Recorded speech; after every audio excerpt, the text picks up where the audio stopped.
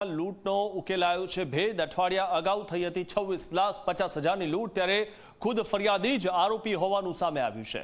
સલમાન સૈયદે તેના બે સાગરીતો સાથે રચ્યું હતું કાવતરું અને પોલીસે કુલ 27,50,000નો મુદ્દામાલ જપ્ત કરી લીધો છે।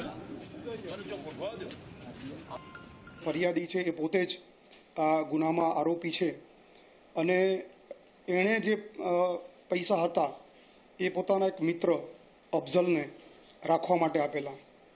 અફઝલને એણે એવા ઈરાદાથી પૈસા આપ્યા કે અમે અમારી એક જમીન વેચી છે, એના પૈસા આવ્યા છે તો તમે રાખો, મારા ઘરે રાખવાની વ્યવસ્થા નથી। પોતે પૈસા જમા કરવા માટે હારી જતો હતો એ પહેલાં એણે પોતાના બંને મિત્રોને સમીર ચૌહાણ અને આસિફ ઘાંચીને અગાઉથી કેનાલ ઉપર મોકલી આપ્યા અને આ ફરિયાદી એટલે હવે આરોપી સલમાન પોતે પૈસા લઈ અને પહેલાં ઝીલવાણા ખાતેના પેટ્રોલ પંપ ઉપર પેટ્રોલ પુરાવે છે।